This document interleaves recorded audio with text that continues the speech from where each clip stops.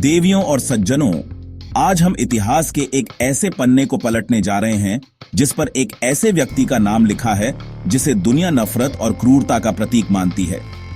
जी हां, हम बात कर रहे हैं एडोल्फ हिटलर की। लेकिन क्या आप जानते हैं कि यह तानाशाह हमेशा से ऐसा नहीं था? उसका जन्म 20 अप्रैल 1889 को ऑस्ट्रिया के एक छोटे से गांव ब्रॉनो एम इन में हुआ था। उनके पिता एलोइस हिटलर एक सीमा शुल्क अधिकारी थे और उनकी मां क्लारा हिटलर एक साधारण गृहिणी थी। हिटलर का बचपन अपने पिता के सख्त अनुशासन में बीता, जिनका स्वभाव काफी गुस्सैल था। कहा जाता है कि पिता और पुत्र के बीच रिश्ते कभी भी बहुत मधुर नहीं रहे और शायद इन्हीं शुरुआती अनुभवों ने हिटलर के व्यक्तित्व को आकार देने में एक भूमिका निभाई। हिटलर अपने परिवार में 6 भाई बहनों में से चौथे थे, लेकिन उनमें से कई की बचपन में ही मृत्यु हो गई। शायद इस वजह से उनकी मां क्लारा उन्हें बहुत प्यार करती थी और उनका विशेष ध्यान रखती थी। हिटलर भी अपनी मां से बहुत गहराई से जुड़े हुए थे। जब वह सिर्फ 18 साल के थे, तब उनकी मां की स्तन कैंसर से मृत्यु हो गई। ये उनके जीवन का एक बहुत बड़ा आघात था, एक ऐसा दुख जिसने उन्हें अंदर तक तोड़ दिया। कुछ इतिहासकार मानते हैं कि अपनी मां को खोने के इस दर्द ने उनके मन में एक गहरी कड़वाहट भर दी, जिसने उनके भविष्य के कठोर और निर्दयी फैसलों को कहीं न कहीं प्रभावित किया होगा। अपनी स्कूली शिक्षा के दौरान हिटलर एक औसत छात्र थे। उन्हें पढ़ाई में बहुत ज्यादा रुचि नहीं थी, लेकिन एक विषय था जो उन्हें बहुत पसंद था, और वो था चित्रकला। वह एक कलाकार बनना चाहते थे, एक ऐसा सपना जो उनके पिता को बिल्कुल पसंद नहीं था। उनके पिता चाहते थे कि हिटलर भी उनकी तरह एक सरकारी कर्मचारी बने, लेकिन हिटलर ने इस विचार को हमेशा खारिज कर दिया। वह घंटों बैठकर चित्र बनाते और वास्तुकला के बड़े बड़े डिजाइन स्केच करते। उनका सपना था कि वह वियना के प्रतिष्ठित अकादमी ऑफ फाइन आर्ट्स में दाखिला लेंगे और एक महान कलाकार के रूप में अपनी पहचान बनाएंगे। यह एक ऐसा सपना था जो उनके जीवन की दिशा को पूरी तरह से बदल सकता था। लेकिन जैसा कि हम सब जानते हैं, किस्मत को कुछ और ही मंजूर था। जब हिटलर ने वियना की कला अकादमी में प्रवेश के लिए आवेदन किया, तो उन्हें 2 बार अस्वीकार कर दिया गया। परीक्षकों का मानना था कि उनके चित्रों में इंसानी आकृतियों की कमी है और वह वास्तुकला के लिए अधिक उपयुक्त है। यह असफलता हिटलर के लिए एक बहुत बड़ा झटका था। उनका कलाकार बनने का सपना टूट चुका था और अब वह वियना की सड़कों पर एक दिशाहीन नौजवान की तरह भटक रहे थे। इसी दौरान पैसों की कमी के कारण उन्हें पोस्ट कार्ड बेचकर और छोटे मोटे काम करके अपना गुजारा करना पड़ा। यही वह समय था जब उनके मन में यहूदी विरोधी और राष्ट्रवादी विचार जड़ें जमाने लगे। कला की दुनिया में मिली निराशा के बाद हिटलर का जीवन एक नया मोड़ लेने वाला था। 1913 में वह बेहतर अवसरों की तलाश में ऑस्ट्रिया छोड़कर जर्मनी के म्यूनिख शहर चले गए। उस समय म्यूनिख कला और संस्कृति का एक बड़ा केंद्र था और शायद हिटलर को अब भी उम्मीद थी कि वह यहां अपने सपनों को पूरा कर पाएंगे। लेकिन उनका यह शांत जीवन ज्यादा समय तक नहीं चला। 1 साल बाद 1914 में प्रथम विश्व युद्ध की घोषणा हो गई। इस घोषणा ने पूरे यूरोप को हिलाकर रख दिया और हिटलर जैसे कई नौजवानों के लिए यह एक अवसर की तरह था। उन्होंने तुरंत जर्मन सेना में भर्ती होने के लिए स्वेच्छा से अपना नाम लिखवा दिया। युद्ध के मैदान में हिटलर ने एक सैनिक के रूप में अपनी सेवा दी। वह बवेरियन सेना की एक रेजिमेंट में संदेशवाहक का काम करते थे, जो एक बहुत ही खतरनाक काम था। उन्हें एक खाई से दूसरी खाई तक संदेश पहुंचाने होते थे और इस दौरान वह अक्सर दुश्मन की गोलियों की बौछार के बीच से गुजरते थे। अपनी बहादुरी के लिए उन्हें 2 बार सम्मानित भी किया गया। उन्हें आयरन क्रॉस, फर्स्ट क्लास और सेकंड क्लास से नवाजा गया, जो उस समय एक साधारण सैनिक के लिए बहुत बड़ा सम्मान था। युद्ध ने हिटलर को पूरी तरह से बदल दिया था। अब वह एक कलाकार नहीं, बल्कि एक समर्पित सैनिक थे, जो जर्मनी के लिए कुछ भी करने को तैयार थे।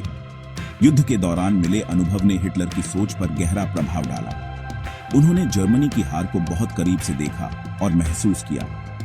1918 में जब वह एक गैस हमले में घायल होने के बाद अस्पताल में थे, तब उन्हें जर्मनी के आत्मसमर्पण की खबर मिली। यह खबर उनके लिए किसी सदमे से कम नहीं थी। उन्हें इस बात पर यकीन ही नहीं हो रहा था कि जर्मनी जैसी महान शक्ति हार सकती है। उन्होंने इस हार के लिए देश के नेताओं, मार्क्सवादियों और विशेष रूप से यहूदियों को दोषी ठहराया। उनके मन में यह बात घर कर गई कि इन लोगों ने जर्मनी की पीठ में छुरा घोंपा है और इसी विश्वास ने उनके राजनीतिक जीवन की नींव रखी। युद्ध समाप्त होने के बाद हिटलर म्यूनिख लौट आए। अब उनके पास कोई लक्ष्य नहीं था, कोई सपना नहीं था। जर्मनी वर्साई की संधि की अपमानजनक शर्तों के बोझ तले दबा हुआ था और देश में आर्थिक और राजनीतिक अस्थिरता का माहौल था। हिटलर सेना के लिए एक मुखबिर के रूप में काम करने लगे, जहां उनका काम विभिन्न राजनीतिक समूहों पर नजर रखना था। इसी दौरान 1919 में उन्हें एक छोटे से समूह जर्मन वर्कर्स पार्टी की बैठक में भेजा गया। वहां दिए गए उनके जोशीले भाषणों ने पार्टी के सदस्यों को बहुत प्रभावित किया और जल्द ही उन्हें पार्टी में शामिल होने का निमंत्रण मिला। हिटलर को शायद उस वक्त यह अंदाजा नहीं था कि यह छोटा सा कदम इतिहास की धारा को हमेशा के लिए बदल देगा।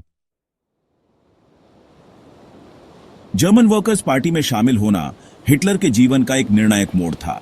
अपनी असाधारण भाषण कला और संगठनात्मक कौशल के कारण वह बहुत जल्द ही पार्टी के एक प्रमुख सदस्य बन गए। उन्होंने पार्टी का नाम बदलकर national socialist German workers party यानी NSDAP कर दिया, जिसे बाद में नाजी पार्टी के नाम से जाना गया।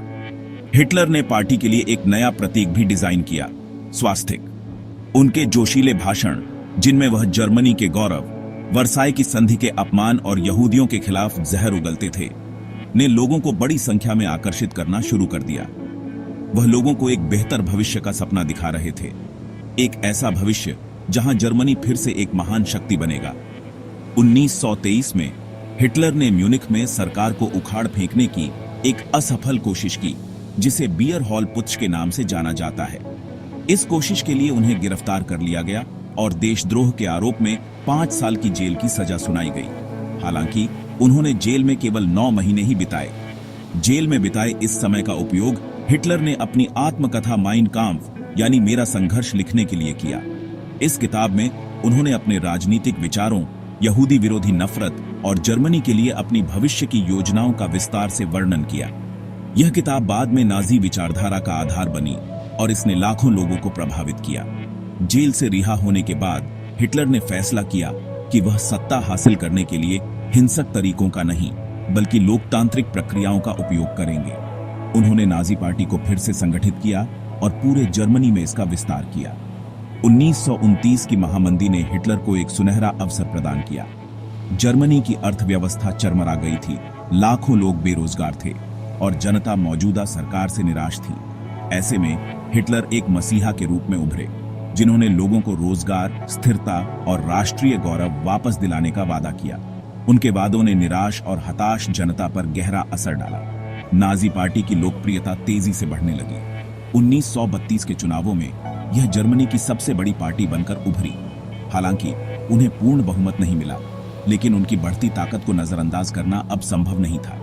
देश के रूढ़िवादी नेताओं ने सोचा कि वे हिटलर को नियंत्रित कर सकते हैं और इसी सोच के साथ 30 जनवरी 1933 को राष्ट्रपति पॉल वॉन हिंडनबर्ग ने एडोल्फ हिटलर को जर्मनी का चांसलर नियुक्त कर दिया। यह एक ऐसी ऐतिहासिक भूल थी जिसने न केवल जर्मनी बल्कि पूरी दुनिया के भविष्य को अंधकार में धकेल दिया। जिस लोकतंत्र का सहारा लेकर हिटलर सत्ता में आए थे, अब वह उसी लोकतंत्र को खत्म करने वाले थे।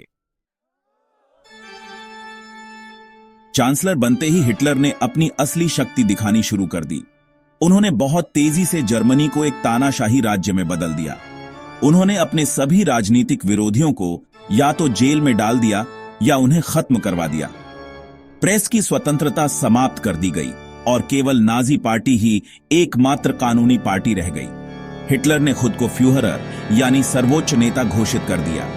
उन्होंने जर्मनी की अर्थव्यवस्था को पुनर्जीवित करने के लिए कई कदम उठाए, जैसे कि बड़े पैमाने पर सार्वजनिक कार्यों की शुरुआत और हथियार उद्योग को बढ़ावा देना। इन कदमों से बेरोजगारी कम हुई और कुछ समय के लिए लोगों को लगा कि हिटलर सचमुच जर्मनी को उसकी खोई हुई शान वापस दिला रहे हैं। लेकिन इस विकास की एक बहुत बड़ी और भयानक कीमत चुकानी पड़ी। हिटलर का शासन यहूदी लोगों के लिए एक दुःस्वप्न बनकर आया। उन्होंने यहूदियों को जर्मनी की सभी समस्याओं के लिए जिम्मेदार ठहराया और उनके खिलाफ व्यवस्थित रूप से अत्याचार शुरू कर दिए। 1935 के नूरनबर्ग कानूनों ने यहूदियों को उनके नागरिक अधिकारों से वंचित कर दिया। उन्हें सरकारी नौकरियों से निकाल दिया गया, उनके व्यापार छीन लिए गए और उन्हें समाज से पूरी तरह अलग थलग कर दिया गया। यह नफरत द्वितीय विश्व युद्ध के दौरान अपने चरम पर पहुंची, जब हिटलर ने अंतिम समाधान के नाम पर लगभग 60 लाख यहूदियों का योजनाबद्ध तरीके से नरसंहार करवाया, जिसे आज हम होलोकॉस्ट के नाम से जानते हैं। हिटलर की महत्वाकांक्षाएं केवल जर्मनी तक ही सीमित नहीं थीं, वह पूरे यूरोप पर अपना प्रभुत्व स्थापित करना चाहते थे। 1939 में उन्होंने पोलैंड पर आक्रमण कर दिया, जिसके साथ ही द्वितीय विश्व युद्ध की शुरुआत हो गई। शुरुआत में जर्मन सेना को आश्चर्यजनक सफलता मिली और उन्होंने यूरोप के एक बड़े हिस्से पर कब्जा कर लिया। लेकिन 1941 में सोवियत संघ पर आक्रमण करना उनकी सबसे बड़ी भूल साबित हुई। धीरे धीरे युद्ध का रुख बदलने लगा और मित्र राष्ट्रों की संयुक्त शक्ति के सामने नाजी जर्मनी कमजोर पड़ने लगा। 1945 तक दुश्मन सेनाएं बर्लिन के दरवाजे तक पहुंच चुकी थीं। जब हिटलर को अपनी हार निश्चित दिखने लगी, तो उसने दुश्मन के हाथों में पड़ने के बजाय मौत को गले लगाना बेहतर समझा। 30 अप्रैल 1945 को बर्लिन में अपने भूमिगत बंकर में एडोल्फ हिटलर ने अपनी पत्नी ईवा ब्रॉन के साथ आत्महत्या कर ली। उनकी मृत्यु के साथ ही द्वितीय विश्व युद्ध और इतिहास के सबसे काले अध्यायों में से एक का अंत हुआ। हिटलर की विरासत नफरत, विनाश और करोड़ों निर्दोष लोगों की मृत्यु की कहानी है।